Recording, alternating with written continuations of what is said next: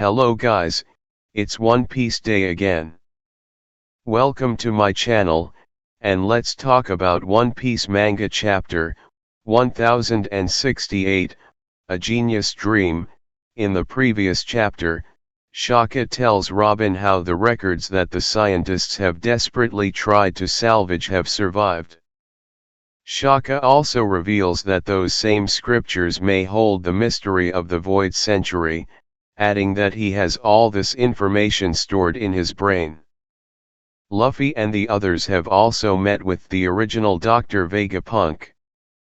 He explains to the pirates how the island of Egghead functions, including his satellites. Dr. Vegapunk reveals that he has had his brain removed. He has apparently consumed the brain fruit, which makes his brain grow bigger as it absorbs more information. But before anything else, please click the bell, like, share, and subscribe to my channel, AnimeJack. Thank you. The cover features Caesar and Judge fighting as a balloon with a flashback to their days in Mads flying in the sky above. Vegapunk can also be seen standing with some unusually shaped shadows behind him. One Piece Chapter 1068 begin with Vegapunk Pythagoras thanking CP0 for their efforts in returning the Seraphim, but says that S-Bear can make its own way from there. He then tells CP0 that Dr. Vegapunk is too busy to greet them in person, telling them to order S-Bear to return to the island and their mission will be complete. Keiko comments on how this is far from a warm welcome. While Lucci realizes that Dr. Vegapunk has his suspicions about their presence here. Keiko, meanwhile, asks to stop in for some tea since it's been a long journey. Pythagoras replies that the G14 base isn't too far from Egghead Island.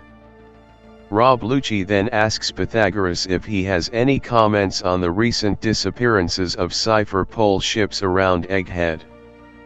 He continues questioning why no ships have returned after visiting Egghead, prompting Pythagoras to lie and say that they all remember seeing the ships depart safely. Vegapunk Lilith then interjects here, asking Lucci if he's implying that they sunk those ships. As Pythagoras defuses the situation, he tells Lucci that they can't let him in, and that they should turn back. Lucci then tells everyone to abandon ship, sharing that they'll infiltrate Egghead using S-Bear's Devil Fruit ability, the Nikyo no Mi.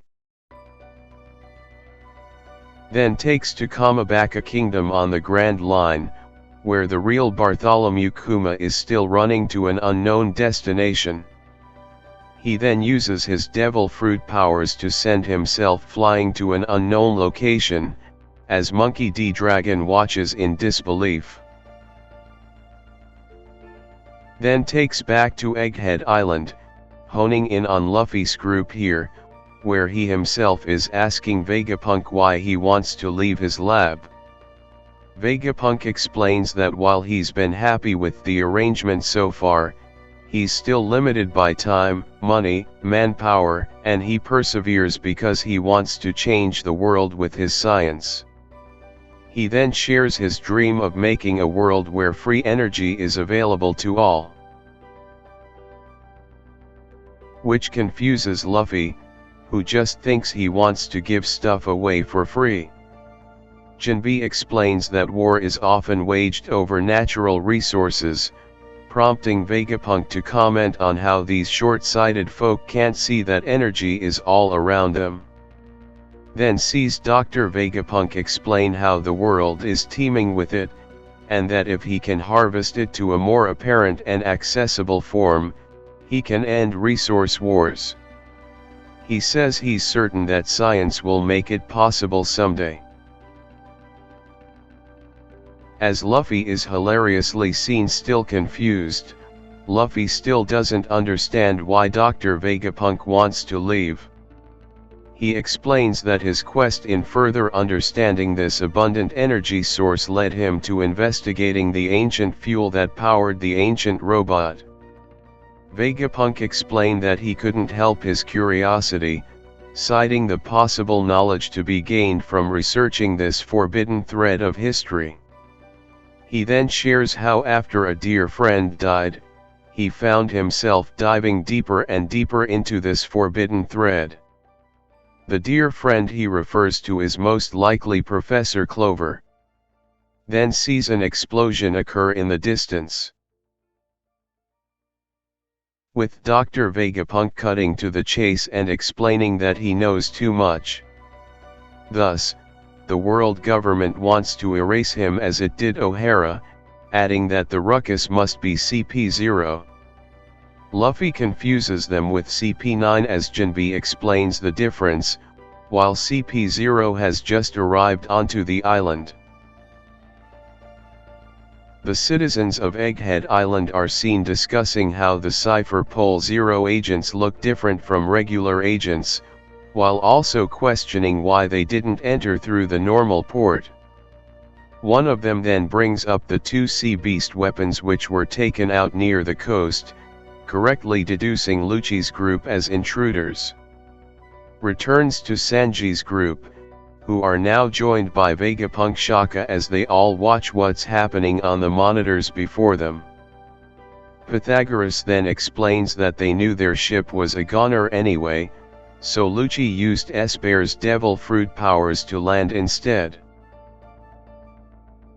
Shaka then telling everyone on the island to evacuate.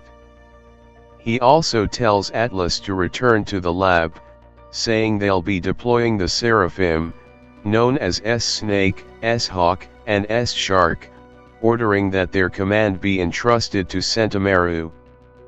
The Seraphim referenced here are most likely the models based on Boa Hancock, Dracule Mihawk, and Jinbe. Then shifts back to Luffy and Dr. Vegapunk, saying he doesn't need long to pack. After some brief comments by Jinbe and Luffy says he'll allow him to join since Dr. Vegapunk has a funny head, hilariously Chopper to question Luffy's screening process. Dr. Vegapunk then says they should head up to the lab stratum, asking Luffy to bring Bonnie with him. Dr. Vegapunk then warps away, much to the shock of Chopper and Luffy. CP0 exploring Egghead Island, where they run into a space monster holograph, questioning why their guns aren't working. Keiko uses a Tempest Kick, saying he's always wanted to fight an unworldly beast, when Stussy tells him not to bother since it's a hologram. Lucci comments on how Stussy is as knowledgeable as ever as Keiko flies above the clouds with his moonwalk technique. Stussy begins talking to him about two lines visible on lab stratum, which Keiko confirms he sees. Stussy tells Keiko that if he crosses them, a laser beam is triggered to neutralize the target. However, she's too late, resulting in Keiko hilariously being attacked and falling back to the ground. She comments on how it's unwise to underestimate Dr. Vegapunk, while Lucci and Keiko comment in their own way on how she should have said something sooner. Then sees Vegapunk Atlas rush towards CP0, saying she's the only one allowed to rampage on Egghead Island. Stussy identifies her as Shaka tries to tell her to turn back, while Atlas ramps up a punch to hit Lucci with. However, the already transformed Lucci tells her that this isn't a game, hitting her with the Rokugan. Keiko comments on how Lucci is showing no mercy, as Atlas' face is shown to be badly damaged from the attack. Lucci hits her with another Rokugan, breaking her even further, although seemingly leaving her alive. The bystanding Egghead citizens all begin retreating here, as Lucci comments on how Atlas is still breathing. then sees Luffy excitedly running by with an unconscious Bonnie on his back, when he spots something in the distance. It is revealed to be Rob Lucci, as the two old rivals spot each other, calling each other Strawhat and Pigeon Guy.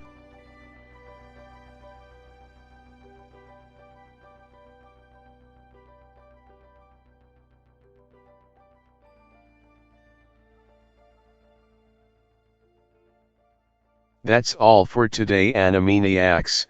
Thanks for watching.